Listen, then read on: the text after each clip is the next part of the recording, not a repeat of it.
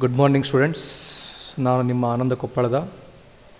So welcome to Gurukul natural healing centre.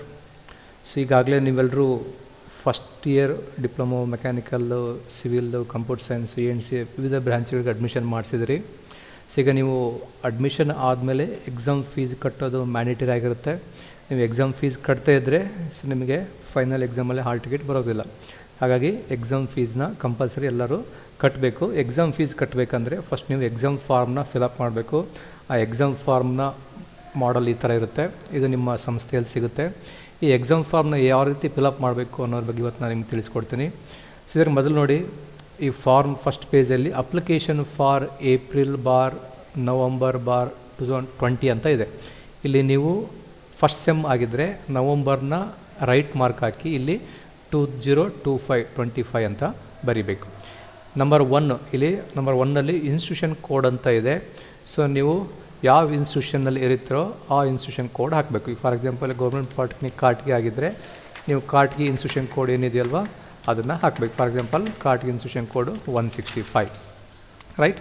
ಈ ರೀತಿ ಒಂದೊಂದು ಬಾಕ್ಸ್ಗೆ ಒಂದೊಂದು ಇನ್ಸ್ಟಿಟ್ಯೂಷನ್ ಕೋಡ್ನ ಹಾಕಬೇಕು. So number 1. ನಂಬರ್ 2 ಬಂದ್ಬಿಟ್ಟು ನೇಮ್ ಆಫ್ ದ ಇನ್ಸ್ಟಿಟ್ಯೂಷನ್ ಅಂತ ಇದೆ. ನಿಮ್ಮ ಪಾಲಿಟೆಕ್ನಿಕ್ ಯಾವುದು? Government polytechnic G.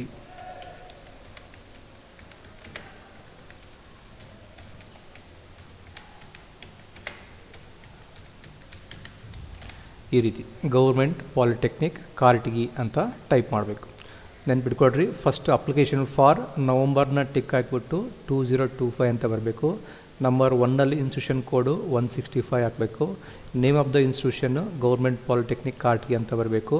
Course name and code ಅಂತ ಇದೆ. ಕೋರ್ಸ್ ನೇಮ್ ಫಾರ್ ಎಕ್ಸಾಂಪಲ್ ನೀವು ಮೆಕ್ಯಾನಿಕಲ್ ಆಗಿದ್ದರೆ ಇಲ್ಲಿ ಮೆಕ್ಯಾನಿಕಲ್ ಇಂಜಿನಿಯರಿಂಗ್ ಅಂತ ಬರಬೇಕು.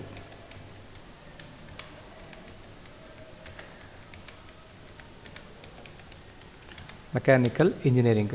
ಅದಾದಮೇಲೆ ಕೋಡ್ ಅಂತ ಹೇಳಿದರೆ ಕೋಡ್ನ ಬ್ರಾಕೆಟ್ನಲ್ಲಿ ME. ನೀವು ಸಿವಿಲ್ ಆಗಿದ್ದರೆ ಸಿವಿಲ್ ಇಂಜಿನಿಯರಿಂಗ್ ಅಂತ ಬರೆದ್ಬಿಟ್ಟು ಬ್ರಾಕೆಟಲ್ಲಿ CE.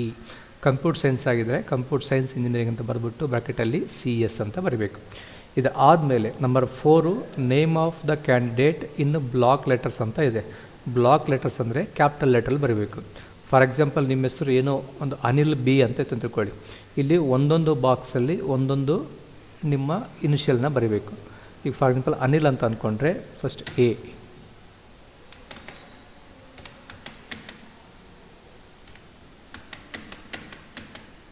ಅನಿಲ್ B ಅಂತ ಇದೆ.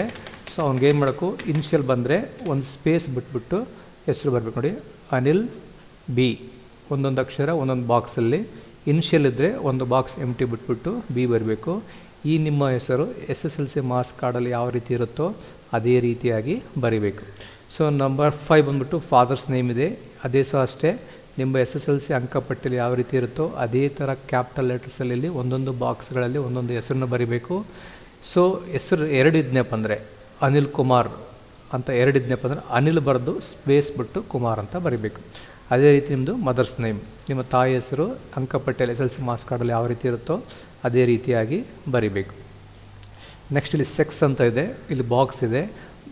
ಬಾಯ್ ಇದ್ದರೆ B ಅಂತ ಬರೀಬೇಕು, ಗರ್ಲ್ ಇದ್ದರೆ G ಅಂತ ಬರೀಬೇಕು, ರೈಟ್. ಅದಾದಮೇಲೆ ರಿಲಿಜಿಯನ್ ಅಂತ ಇದೆ. ಕೆಳಗಡೆ ಬಾಕ್ಸ್ ಇದೆ. ಯಾವ ರಿಲಿಜಿಯನ್? ನೀವು ಹಿಂದೂ ಆದರೆ 1, ಮುಸ್ಲಿಮ್ ಆದರೆ 2, Christians 3 and so on, right. ಈಗ ನೀವು ಯಾವುದು ರಿಲಿಜನ್ ಇರ್ತೀರೋ ಆ ರಿಲಿಜನ್ನ ಅಂಕಿಗಳನ್ನು ಆ ಬಾಕ್ಸಲ್ಲಿ ನೋಡಿಕೊಂಡು ನೀವು ಬರೀಬೇಕು. ಫಾರ್ ಎಕ್ಸಾಂಪಲ್ ನೀವು ಹಿಂದೂ ಆಗಿದ್ದರೆ ನಂಬರ್ 1, ಮುಸ್ಲಿಮ್ ಆಗಿದ್ದರೆ ನಂಬರ್ 2. ಸೊ ನಂಬರ್ 9 ಬಂದ್ಬಿಟ್ಟು ಕ್ಯಾಟಗರಿ ಅಂತ ಇದೆ. ನೀವು ಯಾವ ಕ್ಯಾಟಗರಿ ಇದ್ರೆ ಇದರಲ್ಲಿ ಆ ಕ್ಯಾಟಗರಿ ನೋಡಿಬಿಟ್ಟು ಆ ಕ್ಯಾಟಗರಿ ಸಂಖ್ಯೆಯನ್ನು ಮಾತ್ರ ಇಲ್ಲಿ ಬರೀಬೇಕು. ನೀವು ಜನರಲ್ ಆಗಿದ್ದರೆ ನಂಬರ್ 8 ಅಂತ ಬರೀಬೇಕು, ರೈಟ್. SC ST ಆಗಿದ್ದರೆ SC ಆದರೆ 1, ST ಆದರೆ 2, ಕ್ಯಾಟಗರಿ 1 ಆದರೆ 3, ಆ ರೀತಿಯಾಗಿ ಇಲ್ಲಿ ಬರೀಬೇಕು. ನೆಕ್ಸ್ಟ್ ಇಲ್ಲಿ right number 10 right PH for physically defence abled ಅಂತ ಇದೆ. ನೀವು ಫಿಸಿಕಲಿ ಹ್ಯಾಂಡಿಕ್ಯಾಪ್ಟ್ ಆಗಿದ್ದು ನಿಮ್ಮ ಹತ್ರ ಸರ್ಟಿಫಿಕೇಟ್ ಇದ್ದರೆ ಮಾತ್ರ SY ಅಂತ ಬರೀಬೇಕು. ಇಲ್ಲದೇ ಇದ್ದರೆ ಇಲ್ಲಿ N ಅಂತ ಬರೀಬೇಕು. N ಅಂದರೆ ನೋ ಅಂತ ಅರ್ಥ. So right R for rural and U for urban ಅಂತ ಇದೆ. ಸೊ ನಿಮ್ಮದು ಕಾಲೇಜ್ ಇರೋದು ಅರ್ಬನ್ನಲ್ಲಿ, ಹಾಗಾಗಿ ಅರ್ಬನ್ ಅಂತ ಬರೀಬೇಕು. So next negative district code ಇದೆ. ನೀವು ಯಾವ ಡಿಸ್ಟಿಕ್ ಕೋಡಲ್ಲಿ ಇದ್ದೀರೋ, ನೀವು ಕೊಪ್ಪಳ ಡಿಸ್ಟಿಕ್ ಇದ್ದರೆ ಕೊಪ್ಪಳ ಡಿಸ್ಟಿಕ್ ಕೋಡ್ ಬರೀಬೇಕು, ಬಳ್ಳಾರಿ ಇದ್ದರೆ ಬಳ್ಳಾರಿ ಡಿಸ್ಟಿಕ್ ಕೋಡು, ಗುಲ್ಬರ್ಗ ಇದ್ದರೆ ಗುಲ್ಬರ್ಗ ಡಿಸ್ಟಿಕ್ ಕೋಡ್ನ ಇಲ್ಲಿ ಆ ಸಂಖ್ಯೆಗಳನ್ನು ಬರೀಬೇಕು. ಅದಾದಮೇಲೆ district in which the candidate is studying in present ಅಂತ ಇದೆ. ಇಲ್ಲಿ ಕೊಪ್ಪಳ ಡಿಸ್ಟಿಕ್ ಕೋಡ್ ಏನಿದೆಯೋ ಅದನ್ನು ಇಲ್ಲಿ ಬರೀಬೇಕು.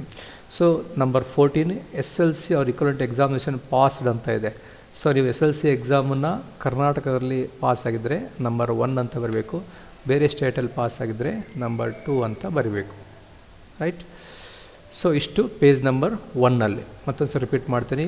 ಇಲ್ಲಿ ನವಂಬರ್ ಟಿಕ್ ಹಾಕಿಬಿಟ್ಟು ಫಸ್ಟ್ ಸೆಮ್ ಆಗಿದ್ದರೆ ಫಸ್ಟ್, ಥರ್ಡ್, ಫಿಫ್ತ್ ಆಗಿದ್ದರೆ ನವಂಬರ್ನ ಟಿಕ್ ಹಾಕಿಬಿಟ್ಟು 2025 ಇನ್ಸ್ಟಿಟ್ಯೂಷನ್ ಕೋಡು, ನಿಮ್ಮ ಇನ್ಸ್ಟಿಟ್ಯೂಷನ್ ಕೋಡ್ ಏನಿದೆಯಲ್ವಾ 165, ಅದು name of the institution government polytechnic Katigi, course name ನಿಮ್ದು ಯಾವ ಬ್ರ್ಯಾಂಚ್ ಇದೆಯೋ ಅದು ಮತ್ತು ಅದ್ರ ಕೋಡ್ ಬರೀಬೇಕು. Name of the candidate capital ಲೆಟ್ರಲ್ಲೇ ಬರೀಬೇಕು. Father name, mother name as for SLC marks card, sex, religion, category, PH, rural, negative state, negative district, ಇಷ್ಟು ಬರೀಬೇಕು. ಇದು ಪೇಜ್ ನಂಬರ್ 1ನಲ್ಲಿ.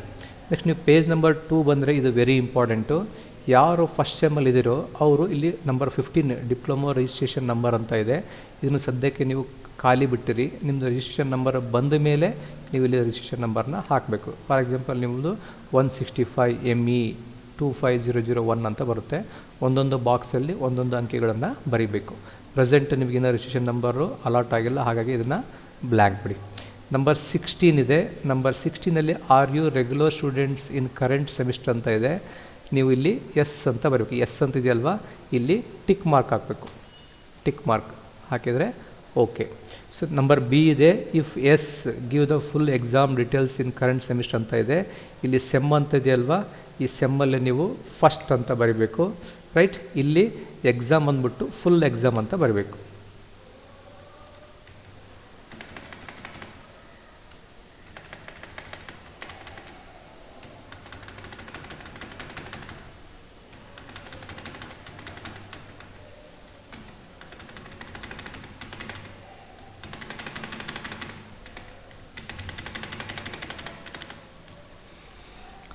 ರೈಟ್. ಈ ಥರ first sem full exam. So in case ನೀವು first sem ಆಗಿದ್ದರೆ, third sem ಆಗಿದ್ದರೆ ಅಥವಾ fifth sem ಆಗಿದ್ದರೆ, ನಿಮ್ಮದೇನು ಎಕ್ಸಾಮ್ ಬ್ಯಾಕ್ ಇದ್ದರೆ, ಫೇಲ್ ಆಗಿದ್ದರೆ, ಯಾವ ಸೆಮ್ಮಲ್ಲಿ ಫೇಲ್ ಆಗಿದ್ರೋ ಆ ಸೆಮ್ಮೊಂದು ಆ ಸಬ್ಜೆಕ್ಟ್ ಕೋಡ್ಗಳನ್ನು ಇಲ್ಲಿ ನೀವು ಬರೀಬೇಕು. ಫಸ್ಟ್ ಸೆಮ್ ಹುಡುಗರಿಗೆ ಮತ್ತು ಲ್ಯಾಟ್ರಲ್ ಎಂಟ್ರಿ ಹುಡುಗರಿಗೆ ಇದರ ಅವಶ್ಯಕತೆ ಇರಲ್ಲ. ಇನ್ನು ಯಾರು ನಂಬರ್ 17 ಬಂದುಬಿಟ್ಟು ಯಾರು ಥರ್ಡ್ ಸೆಮ್ಮನ್ನು ITI ಮಾಡ್ಕೊಂಬಿಟ್ಟು ಡೈರೆಕ್ಟ್ ಸೆಕೆಂಡ್ ಇಯರ್ಗೆ ಅಡ್ಮಿಷನ್ ಆಗಿರ್ತೀರೋ, ಅಥವಾ ಯಾರು PUC ಸೈನ್ಸ್ನ ಪಾಸ್ ಆಗಿಬಿಟ್ಟು ಡಿಪ್ಲೊಮೊ ಅಡ್ಮಿಷನ್ನ ಸೆಕೆಂಡ್ ಇಯರ್ಗೆ ಡೈರೆಕ್ಟಾಗಿ ತೊಗೊಂಡಿರ್ತೀರೋ ಅವ್ರಿಗೆ ಬಿಡ್ಸ್ ಕೋರ್ಸ್ ಇರುತ್ತೆ, ಅವರು ಮಾತ್ರ ಈ ನಂಬರ್ 17 ತುಂಬಬೇಕು. ಯಾರು SLC ಮೇಲೆ ಫಸ್ಟ್ ಸೆಮ್ಗೆ ಅಡ್ಮಿಷನ್ ಆಗಿರ್ತಾರಲ್ವ ಅವರು ಈ ನಂಬರ್ 16C ಪಾರ್ಟು ನಂಬರ್ 17 ಪಾರ್ಟನ್ನ ಫಿಲಪ್ ಮಾಡಬಾರ್ದು. ಈಗ ಯಾರು ಲ್ಯಾಟ್ರಲ್ ಎಂಟ್ರಿ ಆಗಿ ITI ಮೇಲ್ಗಡೆ ಅಡ್ಮಿಷನ್ ತೊಗೊಂಡಿದ್ದೀರೋ ಅವರು ಥರ್ಡ್ ಸೆಮ್ಮಿಗೆ 2 ಎಕ್ಸಾಮ್ ಬರೀಬೇಕಾಗಿತ್ತೆ. ಒಂದು ಇಂಜಿನಿಯರಿಂಗ್ ಮ್ಯಾಥಮೆಟಿಕ್ಸು, ಆ ಕೋಡನ್ನು ಇಲ್ಲಿ ಬರೀಬೇಕು. ಫಾರ್ ಎಕ್ಸಾಂಪಲ್ ಇಂಜಿನಿಯರಿಂಗ್ ಮ್ಯಾಥಮೆಟಿಕ್ಸ್ ಬಂದುಬಿಟ್ಟು 20SC01T ಈ ರೀತಿ ಕೋಡನ್ನ ನಂಬರ್ 1 ಅಂತ ಬರೀಬೇಕು.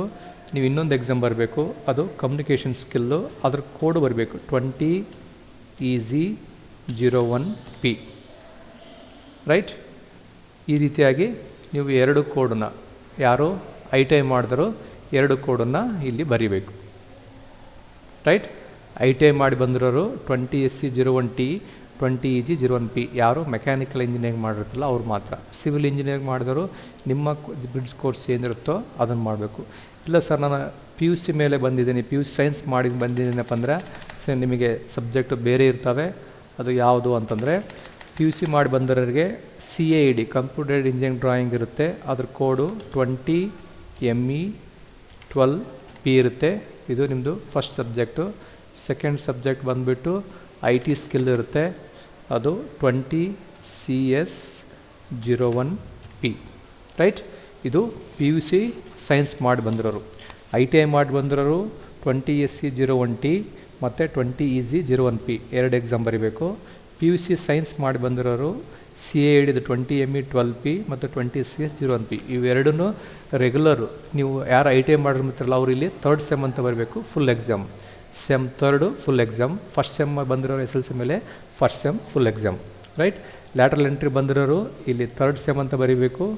ನಂಬರ್ 16Bಯಲ್ಲಿ ಥರ್ಡ್ ಸೆಮ್ಮು ಫುಲ್ ಎಕ್ಸಾಮು, ಅದ್ರ ಜೊತೆಗೆ ನಂಬರ್ 17 ಸಹ ಫಿಲ್ ಮಾಡಬೇಕು. SLC ಮೇಲೆ ಬಂದವರು ನಂಬರ್ 16Aಯಲ್ಲಿ ಎಸ್ ಅಂತ ಹಾಕಬೇಕು, Bಯಲ್ಲಿ ಫಸ್ಟ್ ಸೆಮ್ ಫುಲ್ ಎಕ್ಸಾಮು, Cನ ಫಿಲಪ್ ಮಾಡಬಾರ್ದು ಮತ್ತು 17ನ ಫಿಲಪ್ ಮಾಡಬಾರ್ದು. ಇದು ಆದಮೇಲೆ ಇಲ್ಲಿ ನಿಮ್ಮ ಹೆಸರನ್ನ ಬರಬೇಕು. ನಾನೀಗ ಅನಿಲ್ ಅಂತ ತೊಗೊಂಡಿದ್ದೆ. ಸೊ ಅನಿಲ್, ಸೊ ನಿಮ್ಮ ತಂದೆಯ ಹೆಸರು ಬರೆದುಬಿಟ್ಟು ಇಲ್ಲಿ ನೀವು ಸಿಗ್ನೇಚರ್ ಮಾಡಿ ಮತ್ತು ನಿಮ್ಮ ಮೊಬೈಲ್ ನಂಬರ್ನ ಬರೆದು ಇಲ್ಲಿ ಡೇಟು ಮತ್ತು ಪ್ಲೇಸ್ ಹಾಕಬೇಕು. ಅದರ ಕೆಳಗಡೆ ಫಾರ್ ಆಫೀಸ್ ಯೂಸ್ ಓನ್ಲಿ ಅಂತ ಇದೆ. ಇದನ್ನು ಯಾವ ಕಾರಣಕ್ಕೂ ನೀವು ಫಿಲಪ್ ಮಾಡಬಾರ್ದು. ಇದಿಷ್ಟು ಫಿಲಪ್ ಮಾಡಿಬಿಟ್ಟು ನಿಮ್ಮ HOD ಹೆಡ್ ಆಫ್ ದ ಸೆಕ್ಷನ್ಗೆ ಹೋಗ್ಬಿಟ್ಟು ಸಿಗ್ನೇಚರ್ ಮಾಡಿಸ್ಕೊಳ್ಳಿ. ಅದಾದಮೇಲೆ ಎಕ್ಸಾಮ್ ಫೀಸ್ ಎಷ್ಟು ಅಂತಂದ್ಬಿಟ್ಟು ಎಕ್ಸಾಮ್ ಸೆಕ್ಷನಲ್ಲಿ ನೀವು ಕೇಳಿದರೆ ನಿಮ್ಮ ಅಪ್ಲಿಕೇಶನ್ ನೋಡಿಬಿಟ್ಟು ಅವರು ಎಕ್ಸಾಮ್ ಫೀಸ್ ಎಷ್ಟು ಅಂತಂದ್ಬಿಟ್ಟು ಈ ಫಾರ್ಮ್ನ ಫಿಲಪ್ ಮಾಡಿ ಕೊಡ್ತಾರೆ. ಅದೆಷ್ಟು ಅಮೌಂಟ್ ಇರುತ್ತೋ ಅಷ್ಟು ಅಮೌಂಟು ಆನ್ಲೈನಲ್ಲಿ ಫಿಲಪ್ ಮಾಡಿ ಆ ಆನ್ಲೈನಲ್ಲಿ ಪೇ ಮಾಡ್ತಕ್ಕಂಥ ರಿಸಿಪ್ಟು ಪ್ಲಸ್ ಈ ಎಕ್ಸಾಮ್ ಫಾರ್ಮ್ನ ತೊಗೊಂಡ್ಬಿಟ್ಟು ತಪ್ಪದೇ ಮರೀಲಾರ್ದಂಗೆ ಎಕ್ಸಾಮ್ ಸೆಕ್ಷನ್ಗೆ ಕೊಡಬೇಕು. ಕೊಟ್ಟಾಗ ಮಾತ್ರ ನಿಮ್ಮದು ಎಕ್ಸಾಮ್ ಫೀಸ್ ಕಟ್ಟಿರೋ ಪ್ರೊಸೆಸ್ಸು ಕಂಪ್ಲೀಟ್ ಆಗುತ್ತೆ. ನೀವು ಎಕ್ಸಾಮ್ ಫೀಸ್ ಕಟ್ಟಿಬಿಟ್ಟು ಫಾರ್ಮು ಅದನ್ನು ನಿಮ್ಮ ಹತ್ರ ಇಟ್ಕೊಂಡ್ರೆ ಸೊ ನಿಮಗೆ ಹಾಲ್ ಟಿಕೆಟ್ ಬರೋಂಗಿಲ್ಲ. ಹಾಗಾಗಿ ಎಕ್ಸಾಮ್ ಫೀಸ್ ಕಟ್ಟಬೇಕಾದ್ರೆ ಕೇರ್ಫುಲ್ಲಾಗಿ ಎಂಟ್ರಿ ಮಾಡಿ. ನಿಮ್ಮ SLC ಮಾರ್ಕ್ಸ್ ಕಾರ್ಡಲ್ಲಿ ಹೇಗಿರುತ್ತೋ ಅದೇ ಥರ ಹೆಸರು ಮತ್ತು ವಿಳಾಸಗಳನ್ನು ಬರೀಬೇಕು. ನೀಟಾಗಿ ಬರೆದ್ಬಿಟ್ಟು ಎರಡೂ ಫಾರ್ಮ್ ಪೇಮೆಂಟ್ ಆಗಿರೋ ರಿಸಿಪ್ಟು ಮತ್ತು ಎಕ್ಸಾಮ್ ಫಾರ್ಮ್ನ ತೊಗೊಂಡೋಗಿ ವಿತಿನ್ ಡೇಟಲ್ಲಿ ಎಕ್ಸಾಮ್ ಸೆಕ್ಷನಲ್ಲಿ ಕೊಡಬೇಕು.